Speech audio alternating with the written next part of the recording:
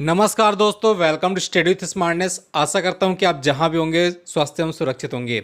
दोस्तों, अतिथि शिक्षक महापंचायत में माननीय मुख्यमंत्री जी के द्वारा जो विभिन्न घोषणाएं की गई थी, उनके संबंध में दोस्तों अभी भी आदेश जारी नहीं किया गया। मात्र एक ही आपका आदेश जारी किया गया जो कि अतिथि शिक्षकों के दुगना मानदेय संबंधित है। दोस्तों, कल आपने देखा होगा कि कांग्रेस के माननीय जयवर्धन सिंह जी ने कहा है कि कांग्रेस की सरकार बनते ही सबसे पहले जो आपका है पहली कैबिनेट में बैठक में अतिथि शिक्षकों को जो है नियमित किया जाएगा। और दोस्तों, वहीं जो आपका मैंने अभी आपको बताया कि आज जो 2 अक्टूबर को जो है अतिथि शिक्षक लगातार धरना प्रदर्शन करने जा रहे हैं और दोस्तों आचार संहिता से पहले जो आपके विभागीय आदेश की जो है मांग कर रहे हैं।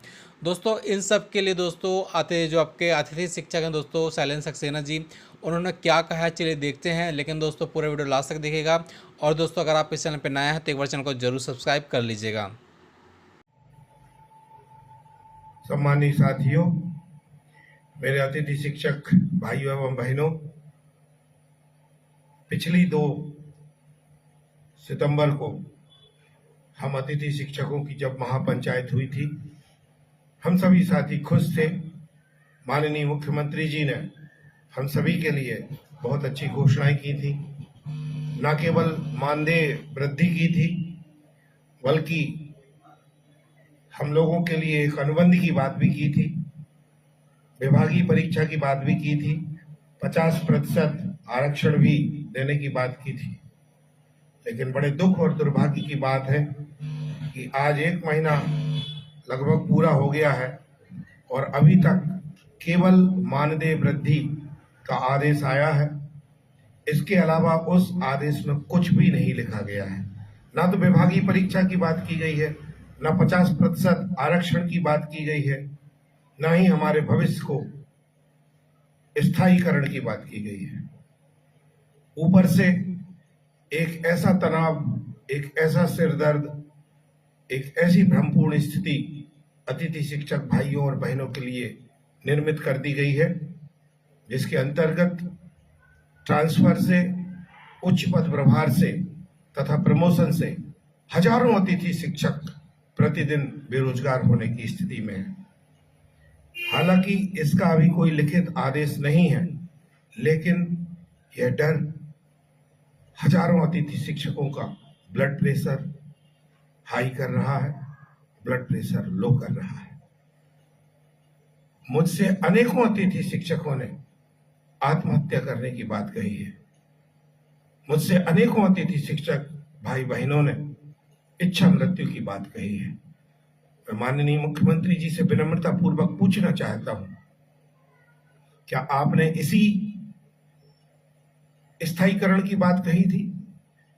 क्या आपने इसी भविष्य को सुरक्षित करने की बात कही थी कि हम कुछ दिनों बाद प्रमोशन के माध्यम से, उच्च पद प्रभार के माध्यम से तथा स्थानांतरण के माध्यम से मध्य प्रदेश के हजारों अतिथि शिक्षकों को बेघर कर देंगे, बेरोजगार कर देंगे? आज आप समय नहीं देना चाहते। आपके कर्मचारी कल्याण बोर्ड के जो अध्यक्ष हैं, आपके मंच को सजाने वाले जो कर्मचारी संघ के नेता थे, जिनको आपने राज्य मंत्री का दर्जा दिया हुआ है, वे हम लोगों से प्रूफ मांग रहे हैं। अरे प्रूफ तो सारे डीपीआई में मौजूद है। हजारों के स्थानांतरण हुए, हजारों साथियों ने उच्च पद प्रभार का आदेश लिया तथा अपने अपने चयनित स्कूलों को लॉक कर दिया है। और जहां पर उन्होंने अपने स्कूलों को लॉक किया है, वहां पर जाकर उन अतिथि शिक्षकों को बताया जा रहा है कि अब हम कुछ दिनों बाद यहां पर आने वाले हैं। सोचिए क्या स्थिति होगी। 12 साल, 10 साल, 8 साल काम करने के बाद जब किसी अतिथि शिक्षक भाई बहन को पता पड़ता है कि अब वह कुछ ही दिनों का मेहमान है।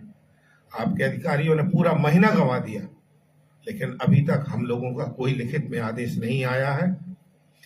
यद्यपि आपने जो घोषणाएं उस दिन की थी, उससे भी अतिथि शिक्षक संतुष्ट नहीं था। फिर भी हम आपसे विनम्र निवेदन करते हैं कि आपकी जो रिकॉर्डिंग है आप खुद सुन लीजिए। आपने क्या क्या कहा था, आपको एक एक बात याद आ जाएगी। अन्याय मत कीजिए आदरणीय मुख्यमंत्री जी। आज मैं पिछले 1 सप्ताह से सैकड़ों अतिथि शिक्षक भाई बहनों से मिला हूं। मैंने उनकी आंखों में एक अजीब सी निराशा देखी है, हताशा देखी है, उदासी देखी है, बहनों की भरी हुई आंखें देखी हैं। कुछ बहनें जो गर्भवती हैं और प्राचार्य, प्रभारी प्राचार्य तथा बाबुओं की जो हिटलर शाही है उसको झेल रही हैं। 6-6, 7-7 महीने से गर्भ से है, 35-35, 40-40 किलोमीटर दूर स्कूल जाती है ताकि वे अपनी नौकरी के लिए, ताकि वे अपने भविष्य के लिए बचा सके, सुरक्षित कर सके। ये नई नई ज्वाइनिंग जो दी गई हैं भिंड में, मुरैना में, ग्वालियर में और चंबल क्षेत्रों में, ये शुद्ध भ्रष्टाचार का साक्षात उदाहरण है। हाथ कंगन को आरसी क्या, पढ़े लिखे को फारसी क्या, आप जांच कराइए, आपको सब पता पड़ जाएगा। हम लोगों का वेतन बाबुओं ने अपने रिश्तेदारों के खातों में डाल दिया। अब उनको सस्पेंड करने का कोई अर्थ नहीं है, सस्पेंशन कोई सजा नहीं है, 3 महीने बाद वो फिर वापस आ जाएंगे। आप पर भरोसा किया अतिथि शिक्षकों ने, आप पर भरोसा किया अतिथि विद्वानों ने, आप उनके भरोसे को मत तोड़िए। बिस दे देना आदरणीय मुख्यमंत्री जी, मैं आपसे कहना चाहता हूं, आपका छोटा भाई हूं, बिस दे देना लेकिन विश्वास मत देना। आपने डाकू खड़क सिंह की कहानी सुनी होगी, हम लोगों ने बचपन में पढ़ी थी। एक बार यदि विश्वास टूट गया तो आप तो केवल मुख्यमंत्री हैं, आपको परमात्मा की अदालत में भी जवाब देना पड़ेगा। मैं आपको बचपन से जानता हूं, आप संवेदनशील हैं, लेकिन बड़े दुख के साथ कह रहा हूं कि ये अधिकारी आप तक सही सूचना नहीं पहुंचाते, ये अधिकारी समझना ही नहीं चाहते, ये अधिकारी आपको वास्तविक स्थिति बताना ही नहीं चाहते, जबकि आप हमारे राजा हैं, मुखिया हैं, परिवार के सदस्य हैं, हमारे वरिष्ठ हैं, बड़े हैं।